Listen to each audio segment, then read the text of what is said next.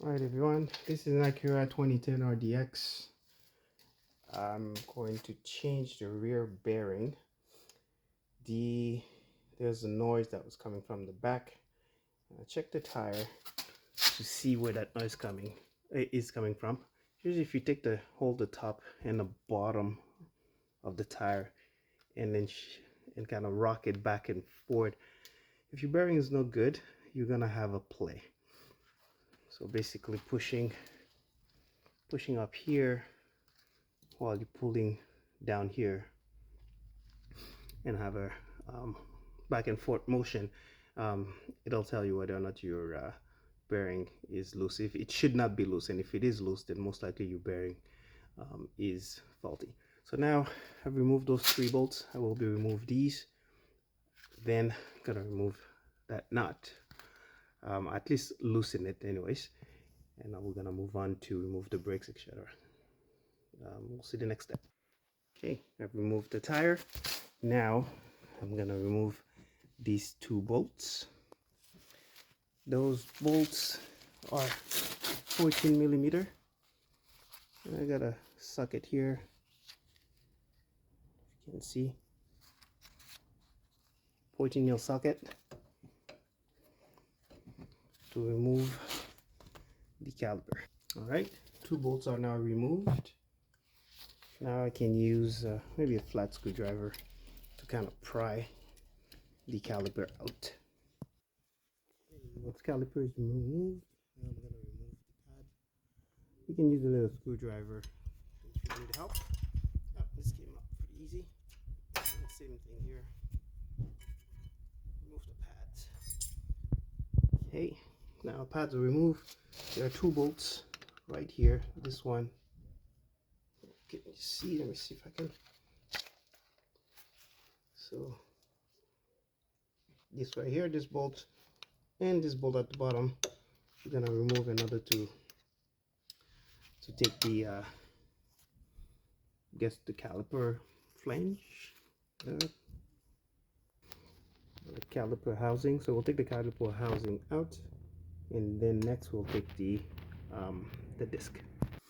All right, caliper housing almost out. So I did not mention it's you need the socket size 17 millimeter to get this these out. It's almost out. All right, so we got the caliper out.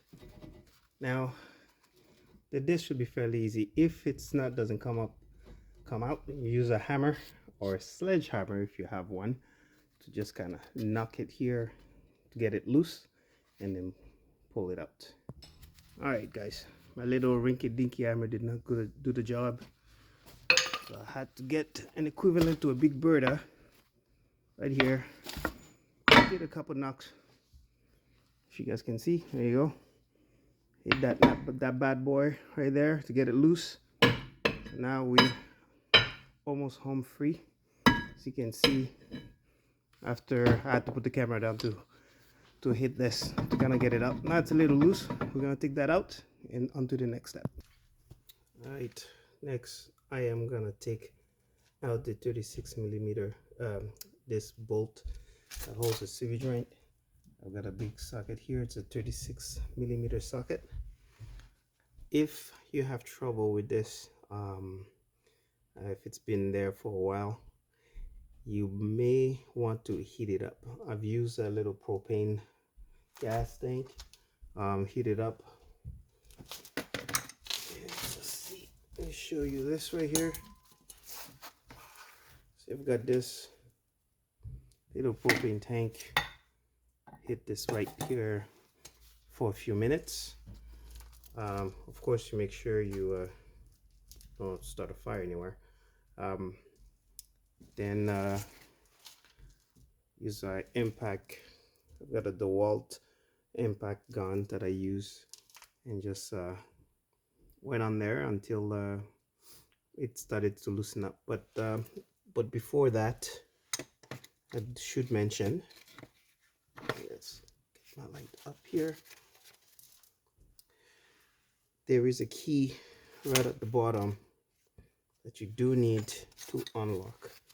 So when it gets fastened, the initial technician or Acura just hit this here so that it locks. So I use a little flat screwdriver. Just go right in there in the notch to get the nut free. Then you could use your impact gun to remove the nut. Okay, the nut is out. Now I'm gonna have there are four bolts that holds the the bearing assembly, which are at the back here. Let's see if we can see. So this is the first one.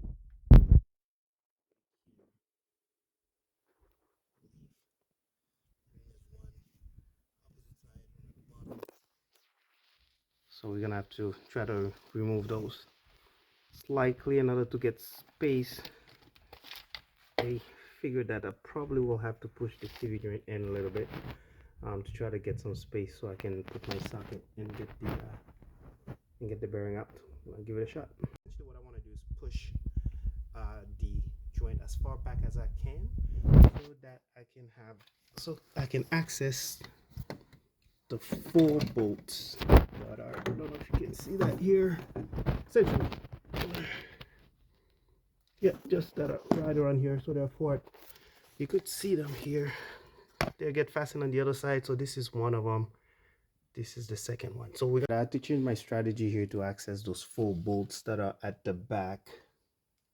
All right, so what I did try to unscrew this. It seems to, with my impact gun, I'm able to remove it.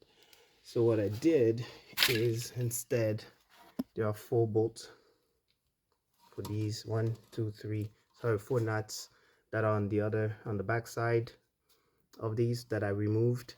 I've also removed two nuts here on this side here for a bracket that holds the brake line. Don't worry, nothing leaking. I just sprayed some lubricant in order to get this thing out. So once I removed the four bolts, I went on to remove the upper ball bearing nut there. And I'm sure if you haven't done that before, just to give you a quick, I use my second jack, put some pressure to push up on the essentially the nut, the bolt here. I left the nut inside, put the pressure in, then use a hammer, knock it down, knock it loose. That was fairly easy that way. So then after that, I went over on this side to pull the joint. So I'm putting pressure. As you can see here, my jack is lifting. I do have a jack here for the car. I've got my stand there for safety, and I've got a second jack here. I'm bringing the whole brake assembly up, so that allowed me to be able to pull it toward on the outside, so that I can create enough space to go and use my impact gun and take those bolts out. Without that, it was kind of hard, and I used a 3/8 socket, a 17mm socket with a 3/8, way too hard to remove. But with my impact gun, with an impact socket, again 17mm, I'm able to remove that. So I've got the one on the far end there on the forward bottom. I'm gonna remove for up, half lower, and then up in the last one. So we'll see how that goes. So taking off the older bearing, just turning this, we can hear that little noise. That when you're driving, that's what makes the big noise, obviously. Compared to the new one, nice and smooth, no noise. So it's perfect. So we're gonna remove this cap and put this on. I got my son here to help me. My 9-year-old is filming this, so hopefully he's gonna learn something too. Now I'm just gonna put this on, and we're gonna put the 4 bolts back on here. I'm just fitting it in like this right now, so you can put your bolts. Then I'm gonna do the opposite, which is pulling the CV joint out and install the bolt. So we're gonna start by, now that I've got it in place, I'm gonna have to pull the joint.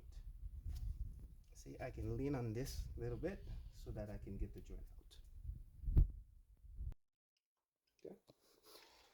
So I've got three bolts on now. I'm putting the last bolt. So if you have any problem lining this up, I do have my CV joint still there. Just use a screwdriver to make sure that those holes are lined up. Bring the bolt, and there you go. And start screwing this. Then we're gonna be able to tighten it. Okay.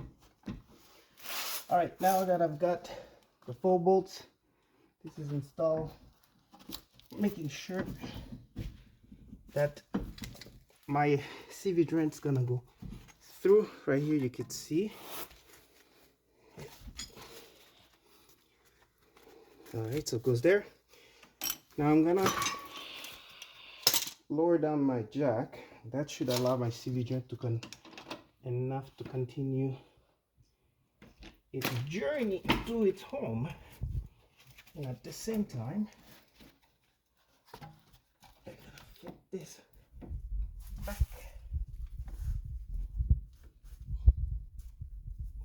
Okay.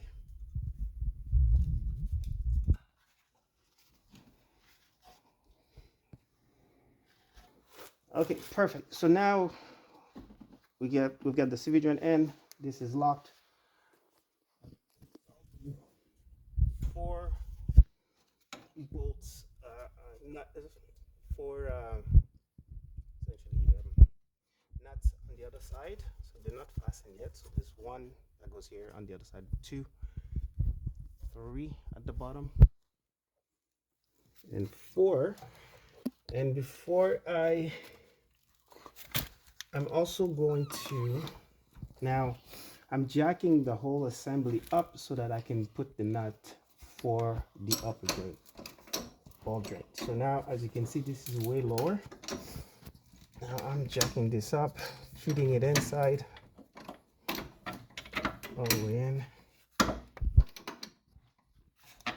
That's gonna make it easier to put the bolt in. There you go. Alright, so now that the bolt in, we are going to use the same nut that we had, and also the C-clamp to prevent it from turning once it's fastened. Alright, so I've fastened those 2 nuts over here, nuts over there, put the clip back on. So we do have the bracket here that I mentioned earlier. It's a 10 millimeters, actually 13. Look at that, it's a 13 millimeter socket to fasten these. This is a, I need a short one. Does that won't fit on this side. So once that is done, I also need to add my nut right here.